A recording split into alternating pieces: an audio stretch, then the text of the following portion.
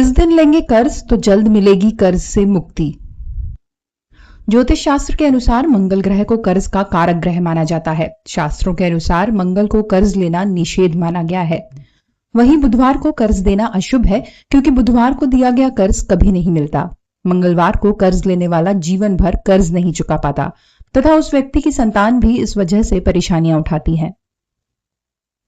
जन्म कुंडली के छठे भाव से रोग, ऋण, शत्रु, ननिहाल पक्ष, दुर्घटना का अध्ययन किया जाता है। ऋणग्रस्तता के लिए इस भाव के अलावा दूसरा भाव जो धन का है, दशम भाव जो कर्म और रोजगार का है, एकादश भाव जो आय का है और द्वादश भाव जो व्यय भाव है, इसका भी अध्ययन किया जाता है। इसके अलावा ऋण के लिए कुंडली में मौजूद कुछ योग जैसे सर्प दोष और वास्तु दोष भी इसके कारण बनते हैं। इस भाव के कारक ग्रह शनि और मंगल हैं। दूसरे भाव का स्वामी बुध यदि गुरु के साथ अष्टम भाव में हो तो ये योग बनता है। जातक पिता के कमाए धन से आधा जीवन काटता है या फिर ऋण लेकर अपना जीवन यापन करता है। सूर्य लग्न में शनि के साथ हो तो जातक मुकदमों में उलझा रहता है और कर्ज लेकर जीवन यापन और मुकदमेबाजी करता रहता है। 12वें भाव का सूर्य व्यय में वृद्धि कर व्यक्ति को ऋणी रखता है। अष्टम भाव का राहु दशम भाव के माध्यम से दूसरे भाव पर विश्वमन कर धन का नाश करता है और इंसान को ऋणी होने के लिए मजबूर कर देता है। इनके अलावा कुछ और योग हैं जो व्यक्ति को ऋणग्रस्त बनाते हैं। पाप ग्रह अगर मंगल को देख रहे हो तो भी कर्जा होता है। कुंडली में खराब फल देने वाले घरों यानी छठे, 8वें या 12वें घर में कर्क राशि के साथ हो तो व्यक्ति का कर्ज लंबे समय तक बना रहता है। षष्ठेश पाप ग्रह हो और 8वें या 12वें भाव में स्थित हो तो व्यक्ति ऋणग्रस्त रहता है। छठे भाव का स्वामी हीन बली होकर पाप कर्तरी में हो या पाप ग्रहों से देखा जा रहा हो। अगर कुंडली में मंगल कमजोर हो यानी कम अंश का हो तो ऋण लेने की स्थिति बनती है। अगर मंगल कुंडली में शनि, सूर्य या बुध आदि पाप ग्रहों के साथ हो तो व्यक्ति को जीवन में एक बार ऋण तो लेना ही पड़ता है।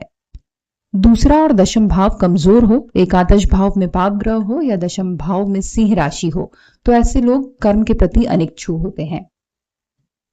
यदि व्यक्ति का 12वां भाव प्रबल हो तथा दूसरा तथा दशम कमजोर हो तो जातक उच्च स्तरीय व्यय वाला होता है और निरंतर ऋण लेकर अपनी जरूरतों को पूरी करता है। आवास में वास्तु दोष पूर्वोत्तर कोण में निर्माण हो या उत्तर दिशा का निर्माण भारी और दक्षिण दिशा का निर्माण हल्का हो तो व्यक्ति के व्यय अधिक होते हैं और ऋण लेना ही पड़ता है। अब आपको बताते हैं कर्ज और वार का संबंध। सोमवार की अधिष्ठाता देवी पार्वती है। ये चर संज्ञक और शुभ वार है। इस वार को किसी भी प्रकार का कर्ज लेने देने से हानि नहीं होती। मंगलवार के देवता कार्तिकेय हैं। ये उग्र और क्रूर वार है। इस वार को कर्ज लेना शास्त्रों में निषेध बताया गया है। इस दिन कर्ज लेने के बजाय पुराना कर्ज हो तो उसे चुका देना चाहिए। बुधवार के देवता विष्णु है। ये मिश्र संज्ञक शुभ वार है, मगर ज्योतिष की भाषा में इसे नपुंसक वार माना गया है। ये गणेश जी का वार है। इस दिन कर्ज देने से बचना चाहिए।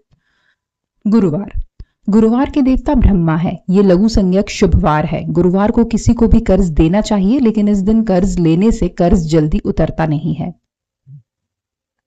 शुक्रवार के देवता इंद्र है। ये मृदु संज्ञक और सौम्य वार है। कर्ज लेन देन दोनों की दृष्टि से अच्छा वार है। शनिवार के देवता काल है। ये दारुण संज्ञक क्रूर वार है। स्थिर कार्य करने के लिए ठीक है, परंतु कर्ज लेन देन के लिए ठीक नहीं है। कर्ज विलंब से चुकता है। रविवार के देवता शिव है। ये स्थिर संज्ञक और क्रूर वार है। रविवार को ना तो कर्ज दें और ना ही कर्ज लें।